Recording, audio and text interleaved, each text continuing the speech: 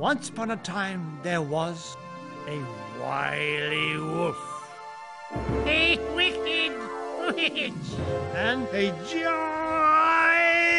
ginormous giant. These three villains earned their reputation in a selection of folk tales set in the dark woods, deep lakes, and enchanted castles. In this story, the villain is none other than the cunning wolf.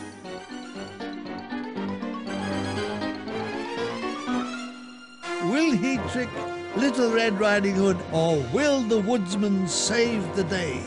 Find out in this story of wolves, witches, and giants called Little Red Riding Hood. Once upon a time, there was a girl called Little Red Riding Hood. One morning, her mother asked her to visit her granny, as she was ill in bed with squonk. She would take her a cake and some honey to cheer her up. Little Red Riding Hood was always pleased to visit Granny and promised that she would stay on the path and never speak to strangers in the woods. Off she went, skipping down the narrow track that led her to Granny's house, but in the excitement of chasing a moose, she found she had lost the path as well, and now was hopelessly lost. Hello, little girl. And what's your name? Little Red Riding Hood, came the trembling reply. And my mummy says I'm not to talk to strangers. No, except sweets, either. Nor except sweets either, repeated Red Riding Hood as she made to dash off.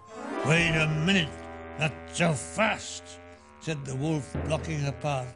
Oh, please don't hurt me, Mr. Wolf, said Red Riding Hood. I'm on my way to visit my sick granny. Look, I've got her some cake and honey. Yummy, yummy honey, said the wolf poetically. Would you like me to carry your basket for you? That was very kind of the wolf to offer, thought Red Riding Hood, reflecting that the age of chivalry was not yet dead. Dying, but not yet dead. No, that's okay. Granny only lives in the little cottage by the stream, so it won't take me long to get there. It won't take me long to get there either, said the wolf under his breath, which was putrid. Little Red Riding Hood set off again towards Granny's cottage, while the cunning wolf took a short cut. In next to no time, he found himself at the door of Granny's cottage. With Red Riding Hood nowhere in sight, he rapped on the door. Go away, said Granny in her usual welcoming tone. But it's Little Red Riding Hood. I bought you some cake and some honey. Cake and honey, my favorite. Let yourself in. I'm watching TV in bed. Carefully, the wolf pushed up the latch and sprang at poor Granny. I'm afraid that Granny never did see the end of her favorite Australian soap. The wolf put on the old lady's reading glasses and bonnet and slipped down into the bed to await the arrival of Little Red Riding Hood. Eventually, she reached her granny's cottage, ran up the path, and knocked on the door. Who's there? Said the wolf. Red Riding Hood was surprised by her granny's voice, but remembering she was ill, she put it down to a severe infection of the bronchial tracts, which actually reached down to her knees. It's me, Little Red Riding Hood, I've brought you some cake and your favourite honey. The door is not locked. Let yourself in, said the wolf. This is gonna take some thought, he said, as he tucked himself up in bed so well that only a little bit of his horrible hairy face was showing. Little Red Riding Hood undid the latch and walked to the foot of the bed. She was curious about the shape of her granny. Oh, Grandma, what big arms you have! All the better to hug you with, my dear. Oh, Grandma, what big ears you have! All the better to hear you with, my dear.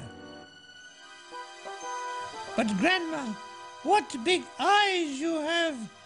All the better to see you with, went on the wolf, beginning to tire of this verbal dueling. I'm tired of this verbal dueling. But Grandma, what big teeth you've got! All the better to eat you with, said the wolf as he sprang from beneath the bedclothes at Little Red Riding Hood and tried to gobble her all up. But the young girl's legs were too quick for the greedy wolf, who by now was completely tangled up in Granny's bedclothes, sheets, nighties, bloomers, and knitted bed jacket. She darted into the larder as the grizzly wolf clawed and growled at the door. Help! Help! She screamed through the little window in the larder. The wolf is trying to gobble me up. Please, somebody help me! Her cries carried to a nearby forest clearing where a woodcutter was busy sharpening his axe. This was not the first time the woodcutter had been troubled by the wolf. Only the week before, the wolf had pinched his cheese sandwiches, so this time he would do for the wolf once and for all. Don't worry, help is on its way. Hey, he cried and headed towards the old lady's cottage. And not a moment too soon, as the wolf frantically tore at the larder door. Oh, please, help me! Cried out Red Riding Hood as the woodsman smashed down the front door. Freed her from the larder and turned on the wolf. Oh, this is looking pretty bad for me. As soon as the wolf saw the axe, he flew through the door with the woodsman chasing after him. Chop! Oh, there goes one leg. A large lump of hairy wolf tail flew in the air. Chop! There goes the other leg. Again the wolf got an unexpected haircut. Chop! And there goes my nose. Again fur flying in all directions as the wolf disappeared over the horizon. Having vowed never to talk to strangers and never to leave the path, Little Red Riding Hood set off home, stuffing herself with cake and honey. I'll get you this one day, you see.